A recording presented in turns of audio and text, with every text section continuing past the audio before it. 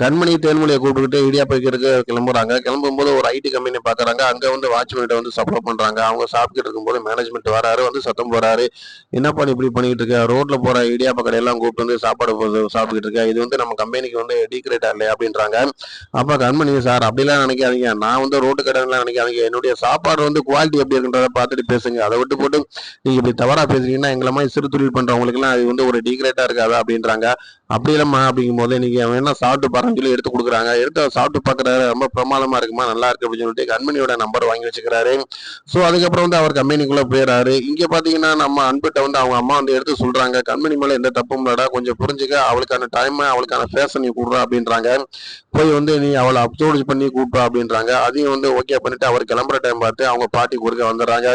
"என்னடா அன்பு, எங்க கிளம்பிட்ட? சீக்கிரமா வா, நான் ஒரு மீட்டிங் போகணும், அங்க போவோம்டா" அப்படின்றாங்க.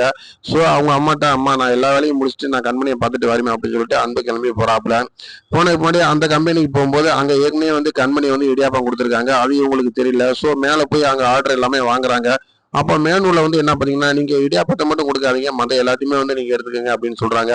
அப்ப பாட்டி கேட்கறாங்க, "என்னாச்சுங்க? எல்லாமே நாங்க குடுத்தா தான் அது நல்லாருக்கும். நாங்க ஒரு சில ஐட்டத்த மட்டும் நிப்பாட்டி குடுத்தா அது எப்படி இருக்கும்? யாருன்னு சொல்லுங்க. அவங்கள போய் நாங்க பார்த்து மீட் பண்றோம்" அப்படின்னு சொல்லி பேசுறாங்க. அதுக்கு அவங்க மேனேஜ்மென்ட் சொல்றாரு, "இல்லம்மா, இது வந்து ஏற்கனவே வந்து கண்மணி அப்படின்றவங்க வந்து இடியாப்பம் வந்து குடுத்தாங்க. அது ரொம்ப சூப்பர் டேஸ்ட்டா இருந்துச்சு. இந்த டேஸ்ட் கண்டிப்பா யாரும் குடுக்க முடியாது. நான் அதுவும் இல்லாம அவங்க குடுத்ததுல எனக்கு ரொம்ப புடிச்சு போயிருச்சு. ஸோ அந்த ஒரு மெனுவ மட்டும் நீங்க விட்டுட்டு மிச்சம் எல்லாமே குடுங்க. எங்களுக்கு போதும்" அப்படின்றாங்க. ஸோ அன்புனால நடுவுல பேசவே முடியல. நம்ம பொண்டாட்டியே குறுக்கால வந்து இந்த ஆர்டர் வாங்கியிருக்காரு அப்படின்னு சொல்லிட்டு அவரு மனசுக்குள்ள வந்து அதை எப்படி எடுத்துக்கிறாரு அப்படின்னு தெரியல. ஆனா அவரோட ரியாக்ட் வந்து தான் வந்து தப்பு பண்ணிட்டோம் அப்படிங்கிறத மட்டும் அவரால உணர்ந்துக்கிற முடியுது. அதே நேரத்துல வந்து பார்த்தீங்கன்னா, கண்மணி வீட்டுக்கு வந்துடுறாங்க. வீட்டுக்கு வந்ததுக்கு முன்னாடி வந்து ஒரு ஐடி கம்பெனில இருந்து நம்மளுக்கு ஒரு பெரிய ஆர்டர் வரப்போகுது அப்படின்னு சொல்லி சந்தோஷப்படுக்கிறாங்க. ஸோ இன்னும் அத பத்தி வந்து கம்பெனிக்காரவங்க வந்து இன்னும் வந்து கண்மணிட்ட சொல்லவே இல்ல. ஸோ கண்மணிக்கு தெரிஞ்சதுக்கு முன்னாடி தான் அதுக்கான ப்ராடக்ட்ட வந்து அவங்க பார்ப்பாங்க. ஸோ அவங்கள பொறுத்தவரைக்கும் முழுக்க முழுக்க வந்து நம்ம லைஃப்ல நம்ம இன்னும் நல்ல ஒரு முன்னேற்றத்துக்கு போகணும் அப்படின்னு தான் நினைக்கிறாங்க. அதுக்கிடையில அவங்க ஒரு கனவு காண்கிறாங்க. அதுல வந்து நம்ம அன்பு வந்து அவங்ககிட்ட பேசுற மாதிரி, சாரி கேட்கிற மாதிரி கனவு காண்கிறாங்க. ரொம்ப சந்தோஷப்படுறாங்க. 2 பேருமே கட்டி பிடிச்சுக்கிற அளவுக்குலாம் வந்து அவங்க கனவுலே பண்றாங்க. ஸோ அதுக்கப்புறம் நினைச்சு பார்க்குறாங்க, நம்ம வீட்டுக்காரர் உண்மையிலேயே வந்து சாரி கேட்டா நம்ம அவர் கூட சேர்ந்து வாழ்றதுல எந்த தயக்கமும் இல்ல அப்படின்றாங்க.